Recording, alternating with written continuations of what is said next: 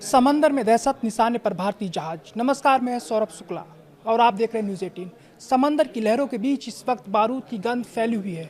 अंतर्राष्ट्रीय जल क्षेत्र, खासतौर पर स्ट्रेट ऑफ हॉर्मुज के पास हालात बेहद तनावपूर्ण हो गए हैं।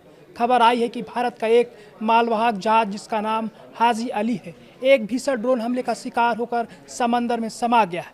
ये हमला इतना जोरदार था कि जहाज को बचाने का मौका तक नहीं मिला। अच्छी खबर सिर्फ इतनी है कि मौत के मुंह से 14 भारतीय नाविकों को सुरक्षित बाहर निकाल लिया गया है। लेकिन सवाल ये है कि आखिर इस शांतिपूर्ण व्यापारिक जहाज को निशाना किसने बनाया। तारीख 13 मई वक्त सुबह के करीब 3:30 बजे जब दुनिया सो रही थी, तब ओमान के लिमा तट के पास समंदर में एक जोरदार धमाका हुआ।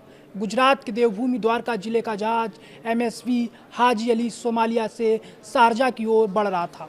तभी अचानक आसमान से काल बनकर एक ड्रोन या मिसाइल इस जहाज से टकराई और फिर इतना भीषण धमाका हुआ कि देखते ही देखते जहाज में आग लग गई और वह डूबने लगा। जहाज पर सवार 14 क्रू मेंबर्स के पास सोचने का बहुत कम वक्त था।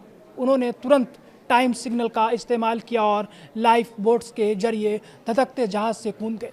जैसे ही हादसे की खबर मिली, ओमान कोस्ट गार्ड ने मोर्चा संभाला। एक बड़े रेस्क्यू ऑपरेशन के बाद सभी 14 भारतीय नाविकों को सुरक्षित बचाकर ओमान के दीवा बंदरगाह पहुंचाया गया।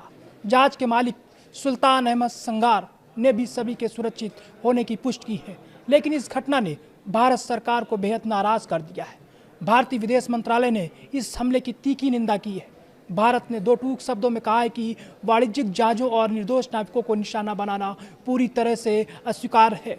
अंतर्राष्ट्रीय जल क्षेत्र में नौवहन और व्यापार की स्वतंत्रता में बाधा डालना बंद होना चाहिए।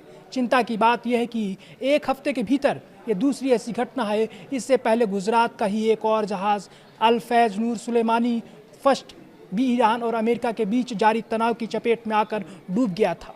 मिडिल ईस्ट में जारी युद्ध और ईरान अमेरिका के बीच बढ़ते तनाव का सीधा असर अब भारतीय शिपिंग बिजनेस पर पड़ रहा है।